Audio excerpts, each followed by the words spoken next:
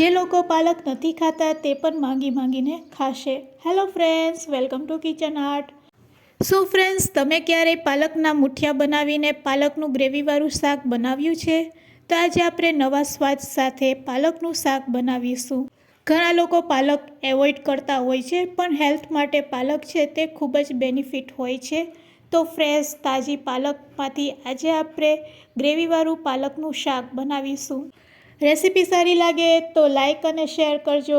મારી ચેનલ ઉપર નવા હોય અને મારી ચેનલને હજુ સબસ્ક્રાઈબ ન કરેલ હોય તો સબસ્ક્રાઈબ કરી બાજુનું બેલ બટન દબાવવાનું ભૂલશો નહીં, જેથી કરીને તમને મારા નવા વિડીયોનું નોટિફિકેશન મળતું રહે.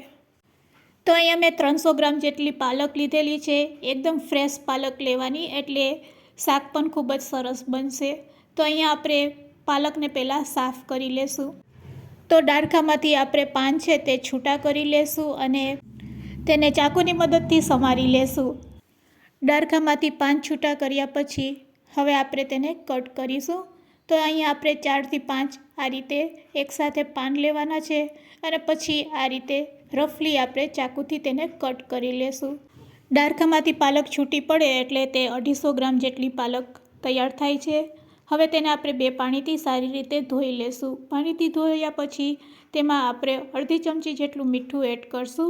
મીઠું એડ કર્યા પછી પાલકને આ રીતે હાથેથી આપણે મિક્સ કરી લેશું. મીઠાવાળી પાલકને આપણે થોડીક વાર માટે રેસ્ટ આપીશું. ત્યાં સુધી આ શાક બનાવવા માટેનો મસાલો આપણે તૈયાર કરીશું. તો મિક્સર જારમાં 6 થી 7 કરી લસણ, થોડાક આદુના ટુકડા, 2 મીડિયમ સાઇઝની ડુંગળીને આ રીતે સમારી લેવાની છે.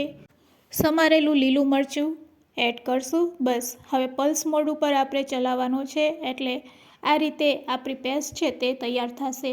તો તમે જોઈ શકો છો અહીંયા આપણે પેસ્ટ છે તે થોડીક અધકચરી આ રીતે ક્રશ કરેલી છે.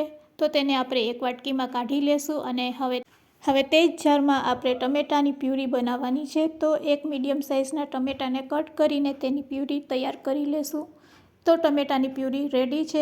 5 મિનિટ થઈ ગઈ છે. અહીંયા પાલકને આપણે મીઠાવાળી કરીને રાખી હતી તેમાંથી પાણી છૂટું પડવા લાગ્યું છે. બસ હવે હાથેથી આપણે એક વખત આ રીતે દબાવીને બધું પાણી છે તે કાઢીને સાઈડમાં રાખી દઈશું. આ પાણીને આપણે ફેંકવાનું નથી, તેનો ઉપયોગ આપણે શાક વઘારતી વખતે કરવાના છે.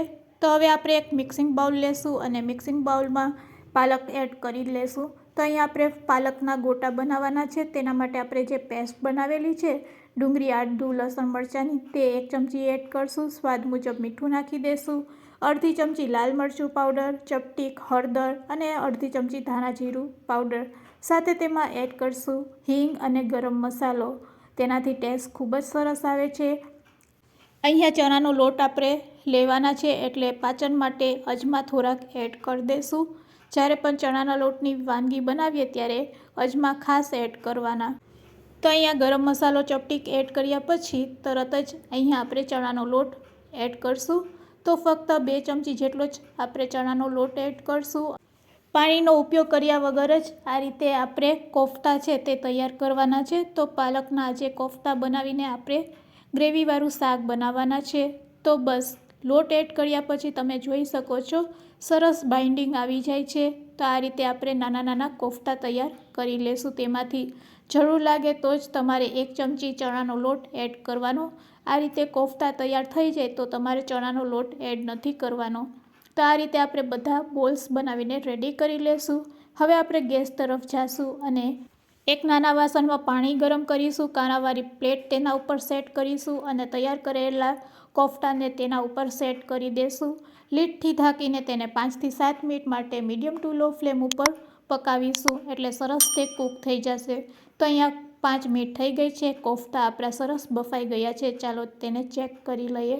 તો ફ્રેન્ડ્સ, કોફતા છે તે સરસ બફાઈ ગયા છે.